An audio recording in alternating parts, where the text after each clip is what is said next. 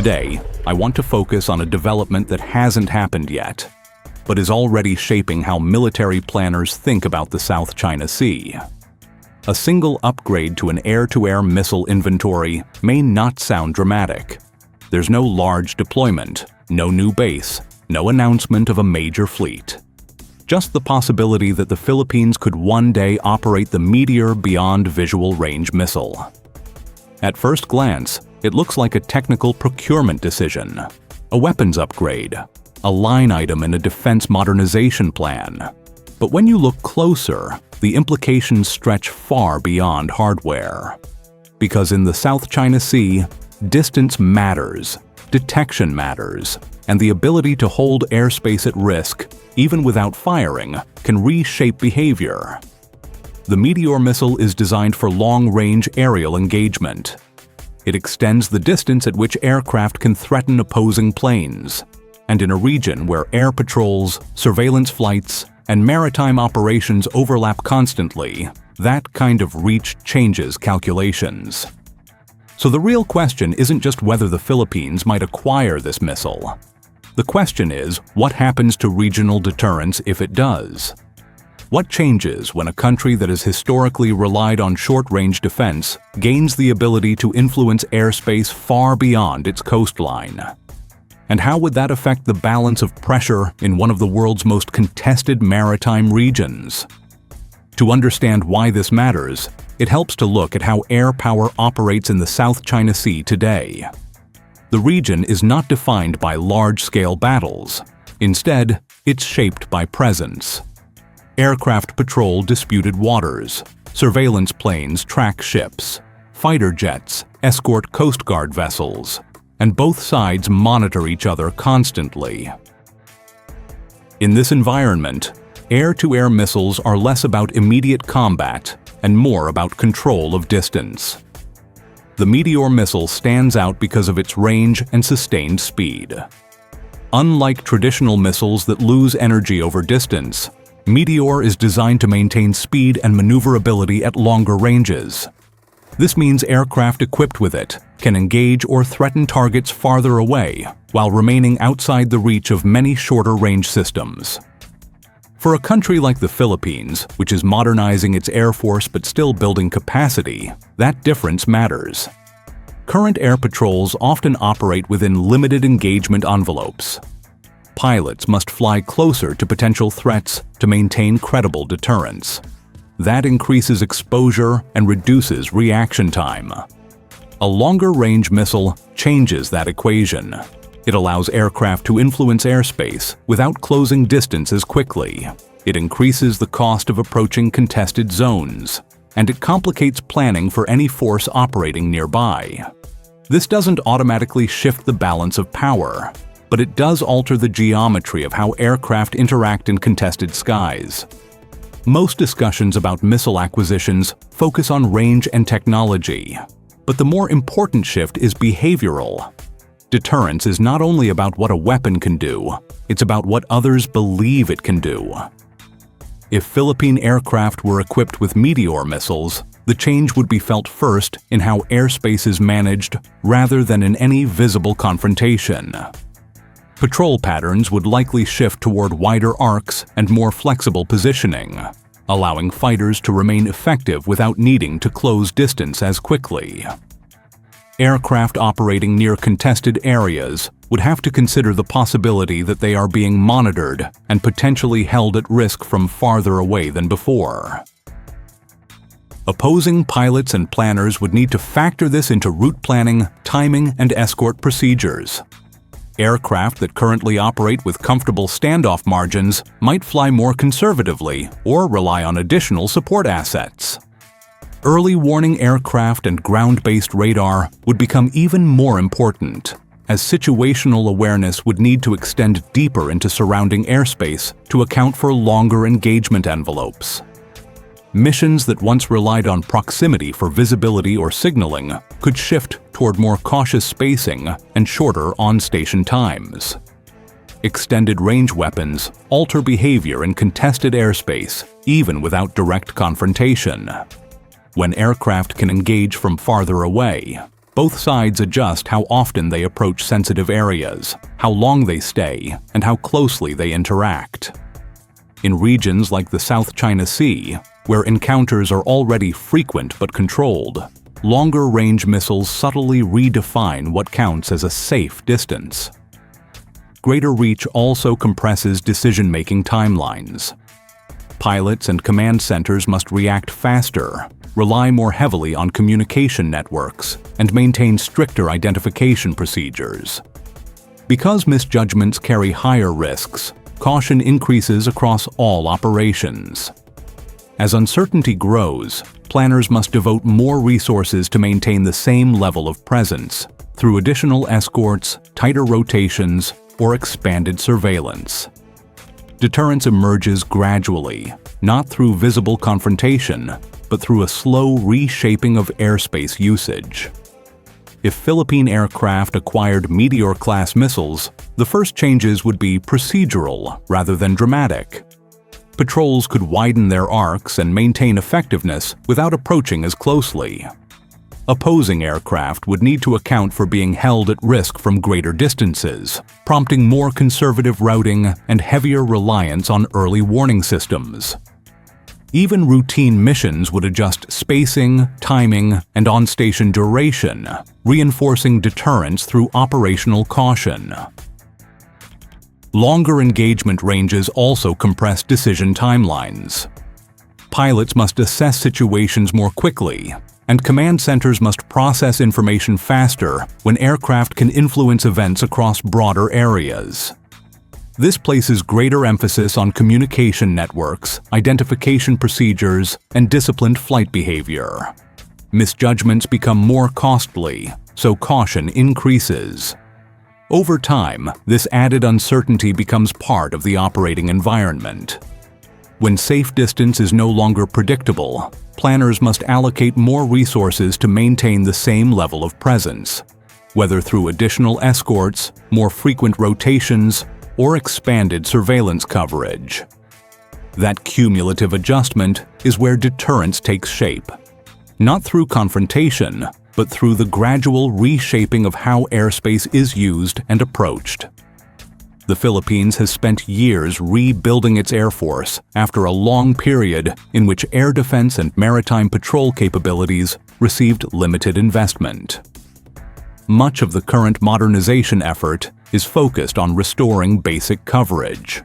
Radar networks, maritime surveillance aircraft, and multi-role fighters capable of monitoring the country's vast coastal approaches.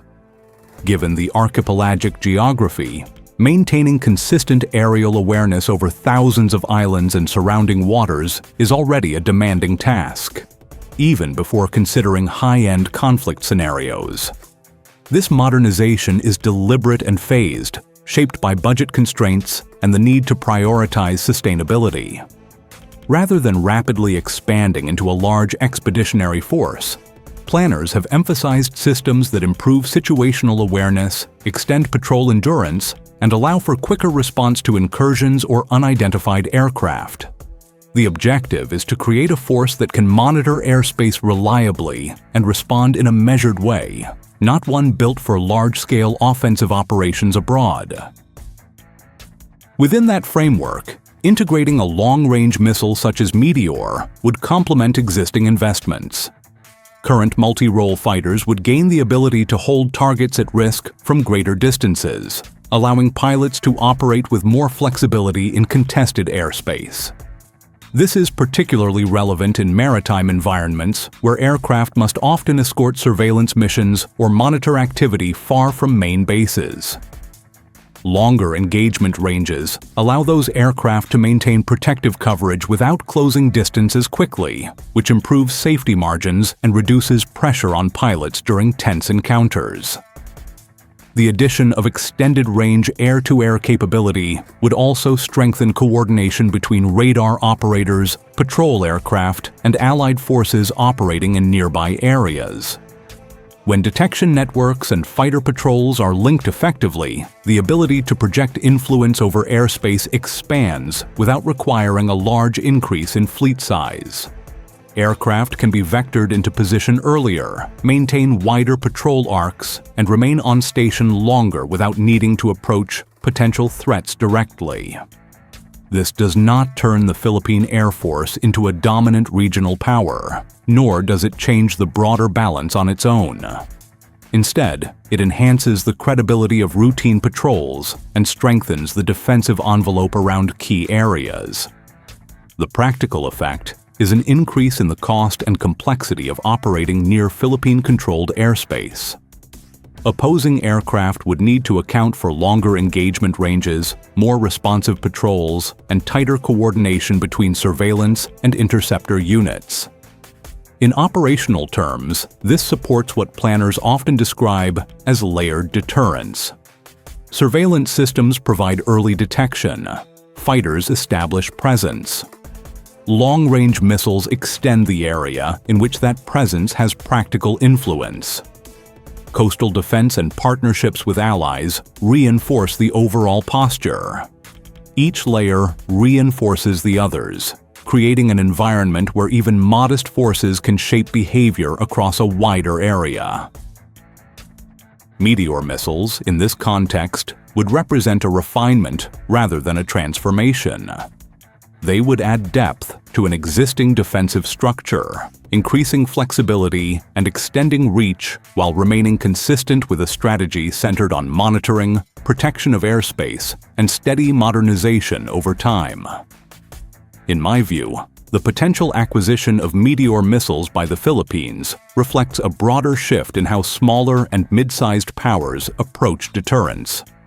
Rather than trying to match larger militaries platform for platform, they focus on selective capabilities that increase uncertainty for any adversary. Long-range missiles, mobile defenses, and networked surveillance systems allow them to shape the operational environment without needing numerical parity.